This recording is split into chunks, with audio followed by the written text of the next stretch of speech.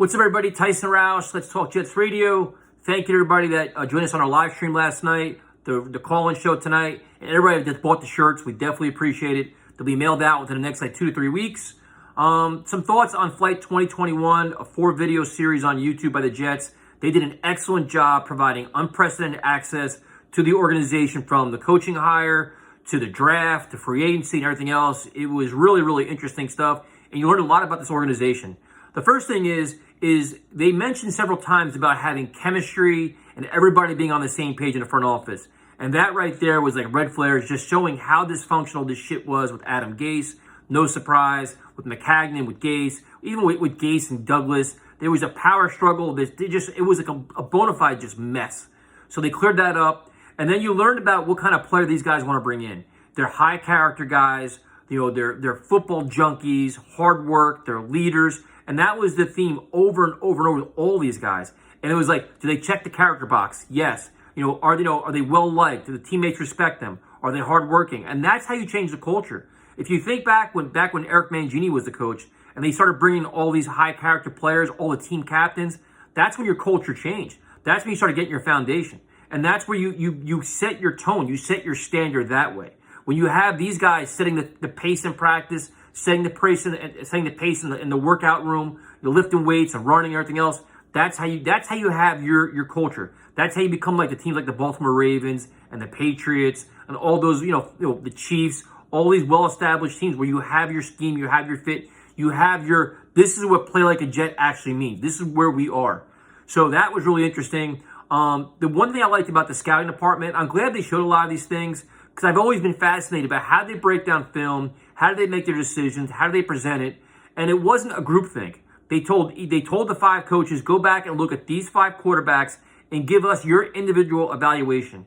And I think that's unique, because a lot of times when you watch film with somebody, like we watch fight film, whatever else, when you watch it with somebody, you find yourself agreeing with the other person. Sometimes you may get skewed or swayed a different way, or you may not speak out your point. And the Jets didn't do that. They said, listen, this is your job, speak your mind, speak your point, and then we'll all think about it. And they also had an analytics guy, which they brought him in. Like, once they presented their case for a player, he chimed in with the stats. And, to hear how highly they thought of Vera Tucker, how highly they thought of, Elijah Moore and Michael Carter, I thought it was tremendous, man. I thought it was very, very well done, very interesting. Now, we don't have anything to compare it to. Like, we don't know what, like, a McCagnon office was like, or a Mike Tannenbaum front office was like. But to me, it seems like the Jets have football guys making football decisions. They're intelligent, they're well prepared, they're well laid out, they're ready for best case scenario, worst case scenario. They have values for players. So if there's a really good value, they'll go get them. If something's overvalued, they try to find a way to change it, which, like Jamison Crowder, perfect example. Not a $10 million a year player, get him down to 5.5. That's a good value. So it seems like this team, they actually have their shit together. Like, they feel like they have a legitimate blueprint they're going to follow. And then, like, even Phil Savage, I thought he's tremendous. Like, there's so many interesting guys in that front office. They're highly respected, highly touted, very well researched, very, very well established.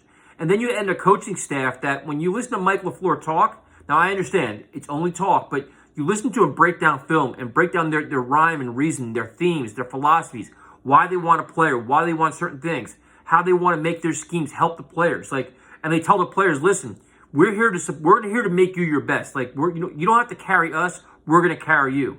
For a lot of Sam Darnold's career, he had the weight of the team on his shoulders, where he had to just carry this team amongst all this nonsense. We're like, listen, Zach Wilson, come in here, be yourself, work your ass off, and we're going to support you and put you in the best spot to succeed. They told all the rookies that. Like Vera Tucker, come in and be your nasty self. Elijah Moore, just be the playmaker you are, and we'll help you get even better. It's a different mindset and a different culture, and it's ridiculously impressive. So other than that, I mean, I could have did without Woody Johnson and Chris Johnson calling the rookies and saying, we watch tape and we love you and all that stuff. That was kind of a little bit hokey to me. And, I like to hear more from, like, Joe Douglas, Saleh, and the scouts. And I could do without the ownership. I would be interested to see a little bit more from the minicamp, the OTAs, a little more footage from that. Kind of just like, I know they can't show much. They don't want to show their hand much, but I think that would have been interesting. But really great job. It's just, I really enjoyed it. Hopefully they do more. It's very similar to the One Jets Drive, but this was access that we never really seen before, especially with how they evaluate players. And I think, to be honest, right now, you got to feel like the Jets are in good hands, man. They really are. I truly hope that everything they're doing off the field translate on the field. But I think you're going to see a whole different locker room, a much more disciplined locker room, a much more galvanized team, much better effort. And there's a lot of hints towards that too, where, I think the Gates effect trickled down and just pretty much destroyed every facet of this organization. So other than that, last night on the live stream, I always end up talking music. I love music. So we had some recommendations.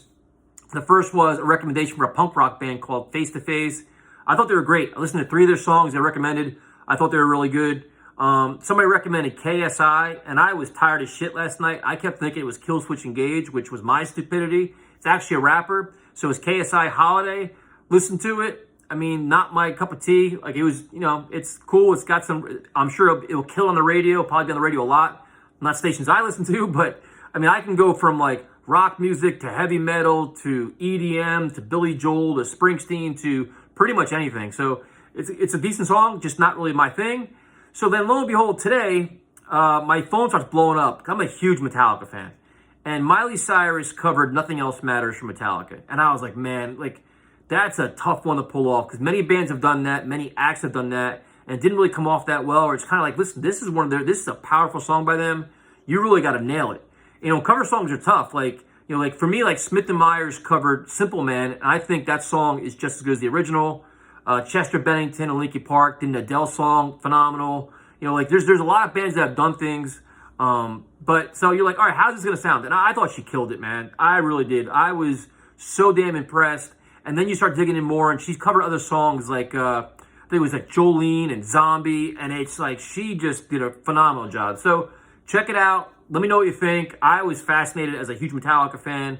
I haven't really watched the reactions to what people think of her, but she's got an extremely talented vocalist and took on a big task. I know she did Guns N' Roses in the past too, and she's not scared to take risk and pay it off for her. So that's my thoughts on music for those of you that care. And that's about it. So hope you guys are doing great. The off season is here. Not a lot to talk about unless the Jets make some moves like trades or if they pick up some players.